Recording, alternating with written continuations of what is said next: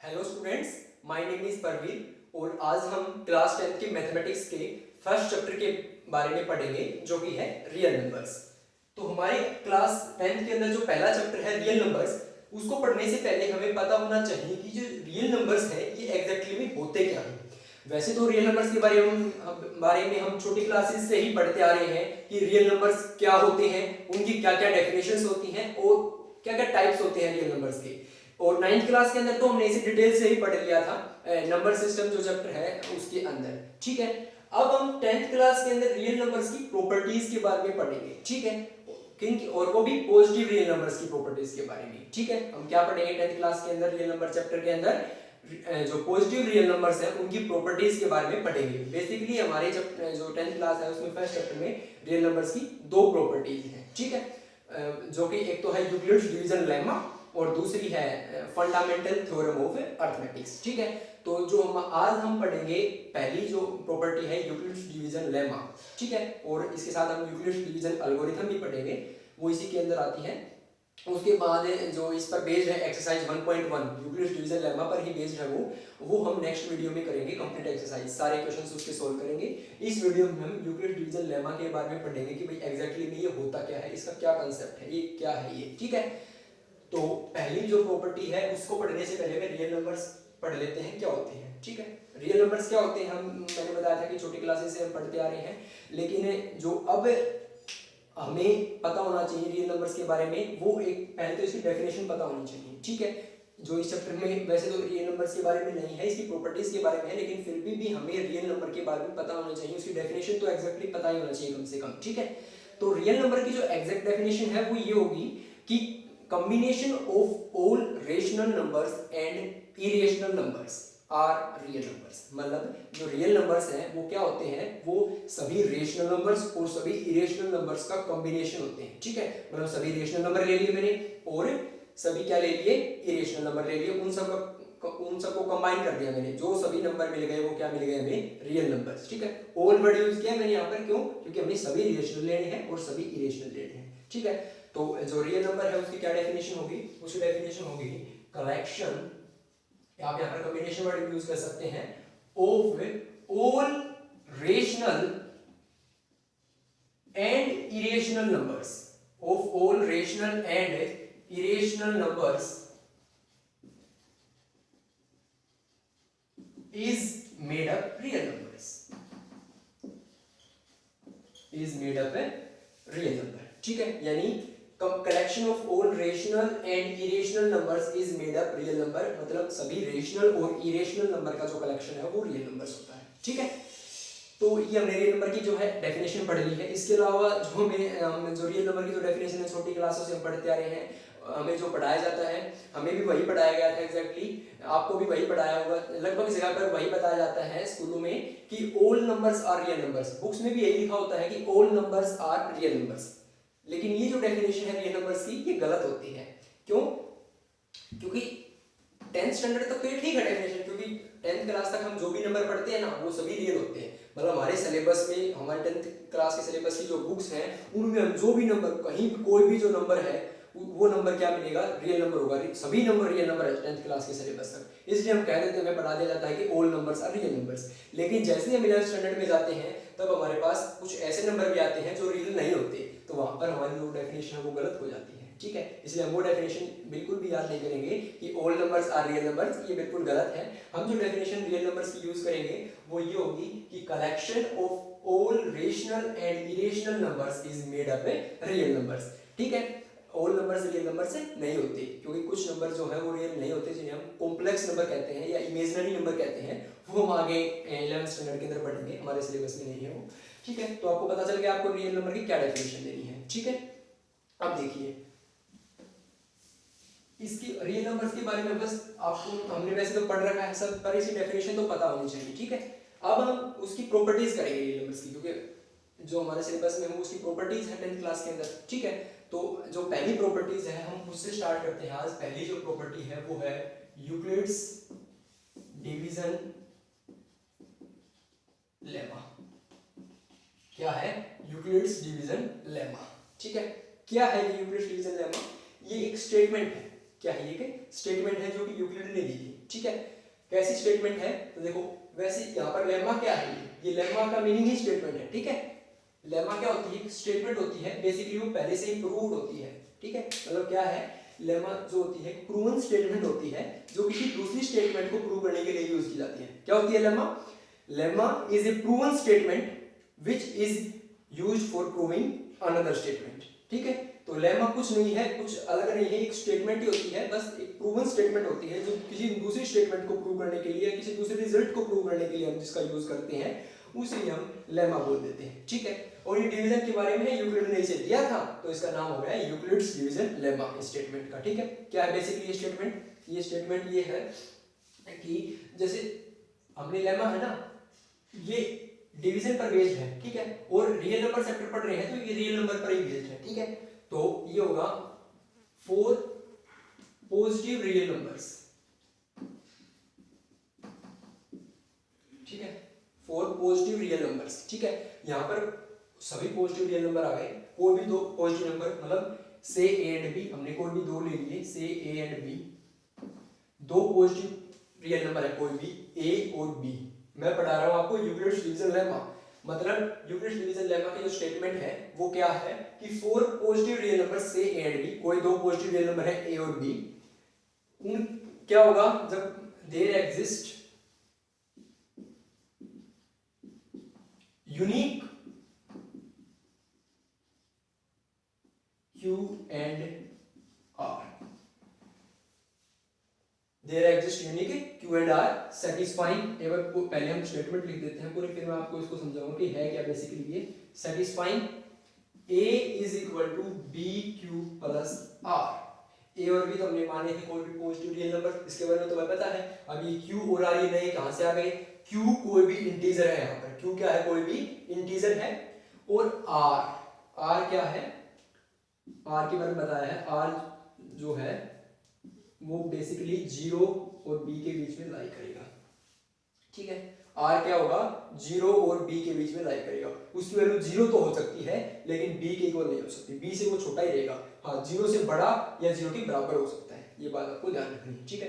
अभी हमने लिख दी, बेसिकली बेसिस का रिजल्ट यही है। अब ये लिख दी, इसका मीनिंग क्या होगा आपको समझ में नहीं आया होगा, तो हम इसको एक एग्जांपल से समझते हैं, ठीक है। जब आपको बिल्कुल अच्छी तरह से समझ में आ जाएगा कैसे, छोटी क्लासेस में हम डिवीजन करते थे, जब टीचर्स हमें बोलते थे कि भाई डिवाइड करो 2 नंबर, तो हम कैसे डिवाइड करते थे। मान लो हमें दे दिया जाए 10 और 4, ये 2 नंबर दे दिए जाए, कहते थे भाई 10 को 4 से डिवाइड करो, ठीक है। तो हम क्या करते थे, 10 को यहाँ पर इसके अंदर लिखते थे, 4 यहाँ पर, 4 दूनी 8, बच गए 2, हो गया डिवीजन। अब इसी डिवीजन से एक उसने क्या बना दिया, ये रिजल्ट बना दिया। कैसे बनाया मैं बताऊंगा आपको, देखना समझ में आ जाएगा बिल्कुल क्या है लेमा, ये जो यूक्लिड्स डिवीजन लेमा है ये क्या है। देखो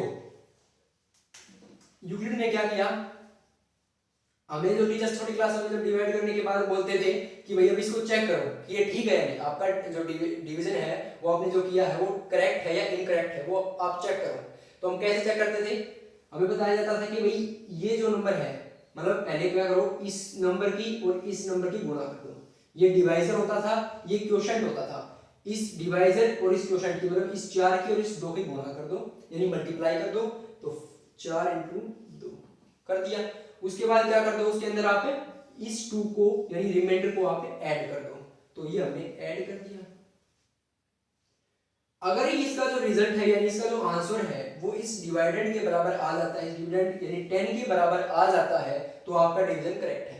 तो देखो 4 × 2 8 + 2 10, आया कि नहीं आया, तो यानी हमारा डिवीजन ठीक है।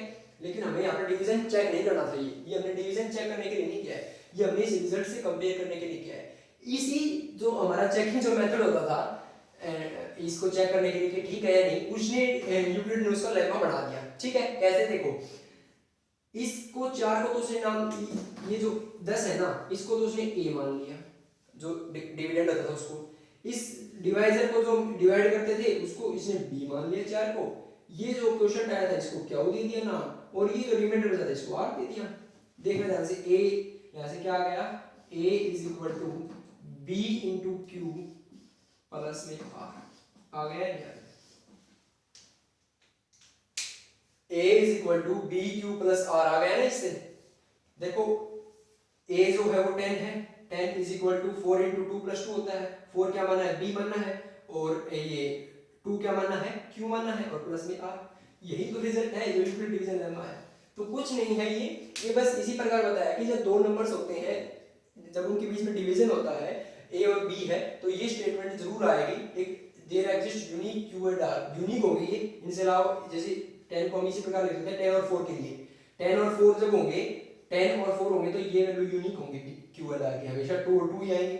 तो ये जो a और b है, कोई भी दो नंबर लिए हमने पॉजिटिव रियल नंबर्स, जब उनके बीच में हम डिवीजन करेंगे तो दो यूनिक रियल नंबर आएंगे। दो यूनिक क्या आएंगे, सॉरी रियल नंबर कह रहा हूं मैं, हाँ रियल ही आएंगे। वैसे तो q एंड r दो नंबर आएंगे हमारे पास, q एंड r। वो क्या होंगे, वो इस कंडीशन को सेटिस्फाई करने को यहां पर कर रहे हैं, और r है वो 0 और b के बीच में लाई करना चाहिए। अब r देखो हमारा r क्या है, 2 है, r क्या है 2 है। अब ये 0 और b के बीच में लाई कर रहा है नहीं कर रहा, 0 तो 0 है और b क्या है 4 है, तो क्या 2 है जो r की वैल्यू वो 0 और 4 के बीच में लाई कर रही है, बिल्कुल कर रही है। 2 जो होता है वो 0 और 4 के बीच में तो होता है, 2 जो होता है 0 और 4 के बीच में तो होता है। तो हमारा जो डिवीजन है इसी को उसने एक एल्गोरिथम सॉरी इसको लेमा बना दिया, उसका नाम हो गया यूक्लिड्स डिवीजन लेमा। अभी क्या है, ये मैंने बताया था कि एक स्टेटमेंट होती है जो दूसरी स्टेटमेंट को प्रूव करने के लिए यूज की जाती है, ये पहले से प्रूव होती है, ठीक है। तो इसका जो यूक्लिड्स डिवीजन लेमा है ना, इसका हम यूज करेंगे दूसरी स्टेटमेंट्स को प्रूव करने में। एक्सरसाइज 1.1 में भी करेंगे और उससे पहले एक एग्जांपल भी करेंगे इस पर बेस्ड, ठीक है। तो उसको और अच्छे तरह से इसके बारे में आपको समझ में आ जाएगा, ठीक है। एग्जांपल करने से पहले एक चीज और है हमारे पास, पहले वो पढ़ लेते हैं, वो इससे ही थोड़ा इसके जैसा ही लगभग यूक्लिड्स डिवीजन एल्गोरिथम, ठीक है, वो पढ़ते हैं। वो क्या है यूक्लिड्स डिवीजन एल्गोरिथम।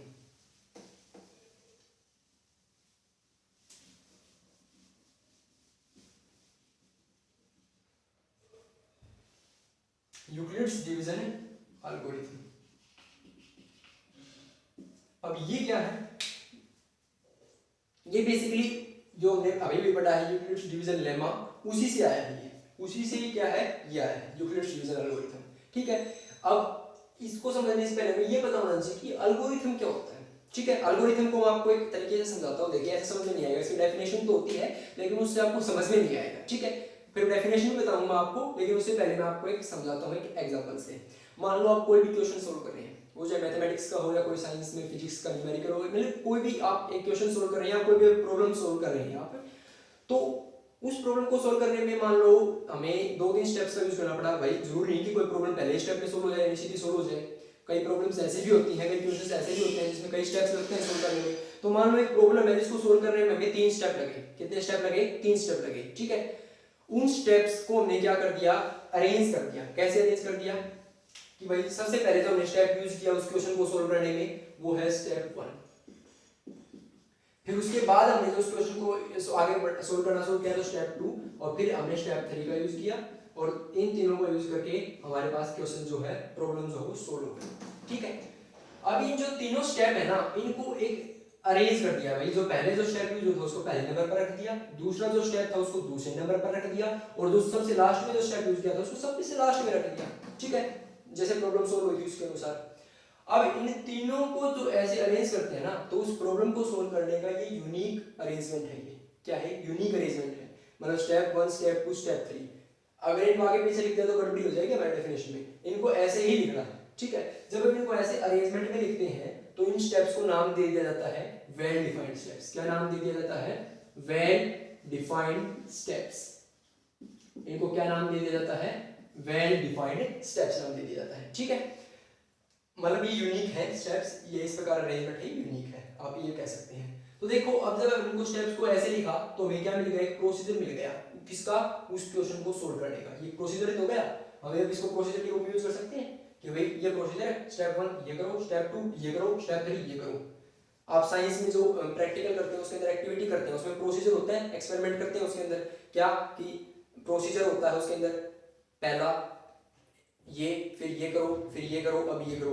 तो यानी वो एक प्रकार से स्टेप्स ही होते हैं उस एक्सपेरिमेंट को परफॉर्म करने के लिए। सबसे पहले ये करो, फिर ये करो, फिर ये करो, तो वही वो प्रोसीजर होता है। उसी प्रकार ये प्रोसीजर है, भाई क्वेश्चन को सोल्व करने के लिए पहले ये करो, पहले ये स्टेप करो, फिर ये स्टेप करो, फिर ये स्टेप करो। तो प्रोसीजर बन गया नहीं, कहां से बड़ा प्रोसीजर, इन स्टेप से बड़ा। ठीक है।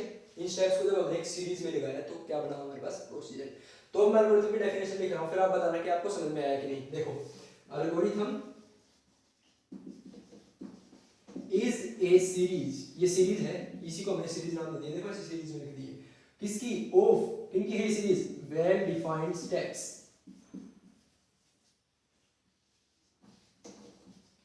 विच, उससे हमें क्या मिलता है, अभी भी बताया था प्रोसीजर बन गया है पूरा, विच गिव्स ए प्रोसीजर, किस चीज का प्रोसीजर देते हैं, फॉर सॉल्विंग ए प्रॉब्लम, या क्वेश्चन की जगह हम प्रॉब्लम लिखेंगे तो अच्छा रहेगा, फॉर सॉल्विंग ए प्रॉब्लम, या टाइप ऑफ प्रॉब्लम भी लिख सकते हैं आप, टाइप ऑफ प्रॉब्लम, ठीक है। तो एल्गोरिथम इज बेसिकली क्या होती है, एक सीरीज होती है किसकी, वेल डिफाइंड स्टेप्स की, और जब उस सीरीज में लिखते हैं वेल डिफाइंड स्टेप्स को तो हमें एक प्रोसीजर मिल जाता है, व्हिच गिव्स अ प्रोसीजर, किस चीज का प्रोसीजर मिल जाता है, for solving type of problem, कोई भी क्वेश्चन या प्रॉब्लम को सॉल्व करने का प्रोसीजर मिल जाता है, ये एल्गोरिथम है। इसी प्रकार ये यूक्लिड डिवीजन एल्गोरिथम है, ये एक प्रकार से एक प्रोसीजर ही है, मतलब इससे हमें प्रोसीजर मिलता है कोई भी क्वेश्चन सॉल्व करने का। अब यहाँ पर किसके लिए प्रोसीजर मिलता है, एचसीएफ के क्वेश्चन सॉल्व करने का प्रोसीजर मिलता है। यूक्लिड डिवीजन एल्गोरिथम से हमें क्या मिलता है, एचसीएफ के क्वेश्चन सॉल्व करने का प्रोसीजर मिलता है, ठीक है। मतलब कैसे, कोई भी 2 नंबर का एचसीएफ निकालते थे, ठीक है, जैसे 10 और 25 ये ले लिया हमने, अब इन दोनों नंबरों का एचसीएफ निकालना है। तो हमारे पास अब तक कितने मेथड थे, 2 मेथड थे, हम 2 मेथड से एचसीएफ निकालते थे, एक प्राइम फैक्टराइजेशन मेथड और एक डिवीजन मेथड, ठीक है। 2 मेथड से हम एचसीएफ निकालते थे। पहला जो प्राइम फैक्टराइजेशन मेथड उसमें क्या करते थे, 10 के अलग प्राइम फैक्टर्स निकाल लेते थे, 25 के अलग प्राइम फैक्टर्स निकाल लेते थे, कैसे, ऐसे,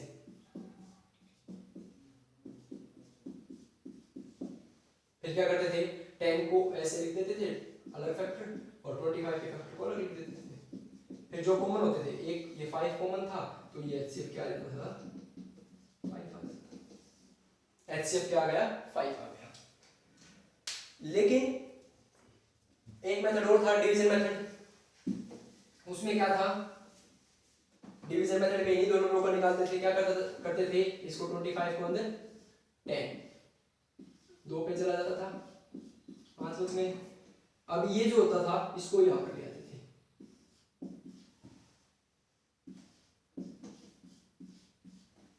यहां पर जो डिवाइडर होता था स्टेज पर उसको हम क्या कर देते थे, एचसीएफ, तो एचसीएफ ऐसे दोनों मेथड सेम आता है भाई, सेम ही आएगा एचसीएफ, तो एक ही हो सकता है, कोई दोनों का यूनिक होता है, चाहे कौन सा मेथड यूज कर लो।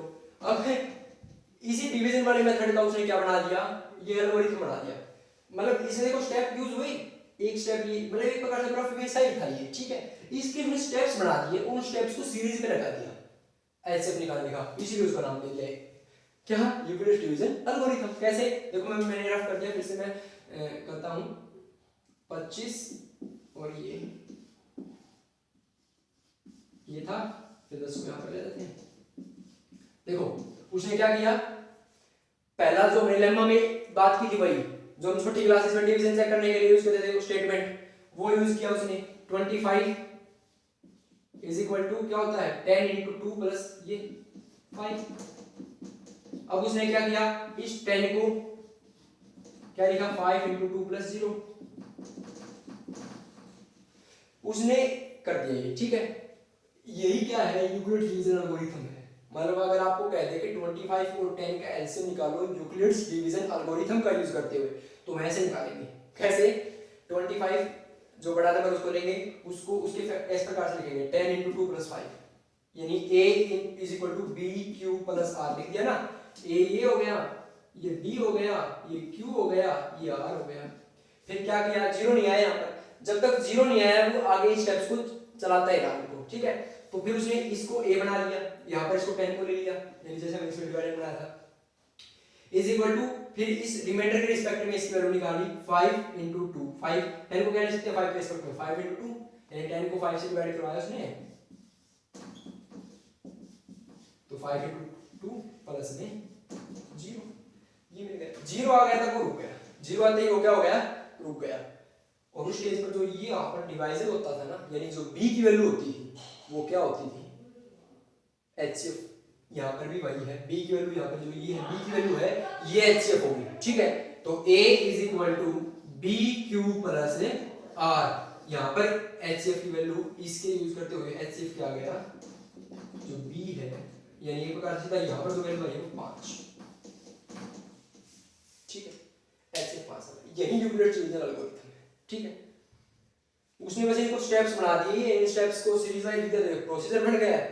क्या सॉल्व किया, HCF सॉल्व किया। HCF सॉल्व करना आप एक प्रॉब्लम मान सकते हैं, एल्गोरिथम है, सिंपली आ गया समझ में। तो कुछ नहीं है, अब इन पर दोनों पर लेमा पर और एक एल्गोरिथम पर हम एग्जांपल करेंगे तो और अच्छी तरह से आपको ये समझ में आ जाएगा, ठीक है।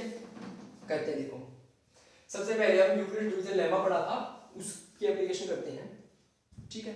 देखिए आपकी बुक के अंदर ये एनसीईआरटी के अंदर एग्जांपल है ये कि प्रूव करो कि कोई भी जो है पॉजिटिव इवन इंटीजर वो तो होगा इस फॉर्म में 2q के फॉर्म में, और कोई भी पॉजिटिव ओड इंटीजर है वो होगा इस of the form 2q plus 1, इस फॉर्म में होगा। ये आपको प्रूव करना है, जहां पर q है वो सब इंटीजर यानी कोई इंटीजर है, तो इसको हम प्रूव करेंगे। क्या कहना है फिर से समझना कि कोई भी पॉजिटिव इवन इंटीजर है वो इस फॉर्म में होगा, 2q के फॉर्म में होगा, और कोई भी पॉजिटिव ओड इंटीजर, ये तो इवन है, कोई भी पॉजिटिव ओड इंटीजर है वो 2q प्लस 1 की फॉर्म में होगा, ठीक है। तो हमारे पास यूक्लिड डिवीजन लेमा क्या है, a is equal to B Q plus r है। a तो जो हमें प्रूव करना है क्या, एक तो पॉजिटिव ओड इंटीजर, एक पॉजिटिव इवन इंटीजर, वो मानेंगे तो a तो a ही रखेंगे। b की वैल्यू जो ये 2 है ना, 2q और 2q प्लस 1 करनी, तो उसके रिस्पेक्ट में रखना, कोरस्पोंडिंग में रखना है तो वही मानेंगे। तो b की वैल्यू क्या मानेंगे, 2 मानेंगे। a तो a ही रहेगा और b जो है वो 2 आ जाएगा। r की वैल्यू क्या निकालें, r की वैल्यू देखो मैंने बताई थी स्टार्टिंग में ही, 0 और b के बीच में लाई करेगा, 0 हो सकती है लेकिन b नहीं हो सकती, ठीक है। तो 0 और b के बीच में इस प्रकार से लाई करेगा, b क्या है 2 मानना है, तो 0 और 2 के बीच में 0 और 1, 0 ले जाएंगे लेकिन 2 नहीं लेंगे, तो r की दो ही वैल्यू हो सकती है 0 और 1। तो when r is equal to 0, a is equal to b यानी 2, q रहेगा, कोई भी इंटीजर q रखेंगे, प्लस में r हमने यहाँ पर क्या लिया है 0, तो इज इक्वल टू क्या आ गया 2q आ गया। अब when r is equal to 1 तब a is equal to 2q plus r 1।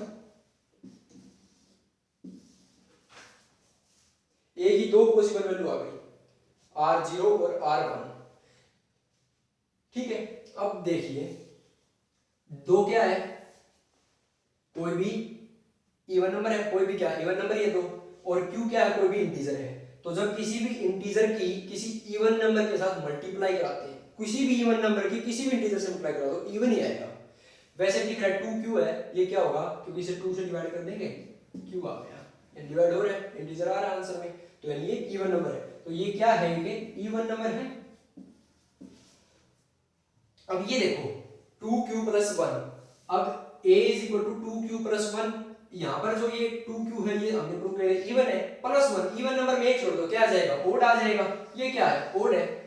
तो देखो कोई भी इवन नंबर है, पॉजिटिव इवन नंबर, वो क्या आ गया 2q, क्योंकि 2q क्या है a, वही तो माने हमने a क्या माना था, पॉजिटिव कोई भी इवन नंबर या कोई भी ओड नंबर, वो कंडीशन के अकॉर्डिंग होगा, कौन सा इवन है कौन सा ओड है, कंडीशन r की वैल्यू पर डिपेंड करती है। तो even number 2q even number आया, और ओड नंबर हो गया है 2q प्लस 1, यही प्रूव करना था कि कोई भी पॉजिटिव इवन नंबर है वो 2q आएगा, आ गया, और ओड नंबर है वो 2q प्लस 1 की फॉर्म में आ गया। ये यूज प्रूव करते हैं, कुछ नहीं है।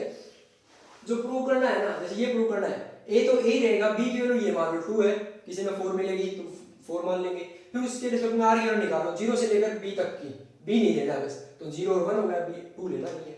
अब उसमें फॉर्मूला पुट कर दो, एक इवन आ गया एक ओड आ गया, कुछ नहीं था, हो गया, तो ये प्रूव हो गया, सीधी सी बात थी।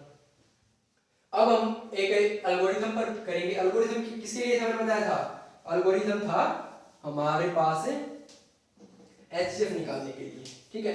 तो उसके एग्जांपल आपकी बुक में इस प्रकार से दिया गया है, भाई कोई एक स्वीट सेलर है, मतलब एक मिठाई वाला है, उसके पास है कुछ काजू की बर्फी है और कुछ बनाना बर्फी है, मतलब कुछ केले की बर्फी है, ठीक है।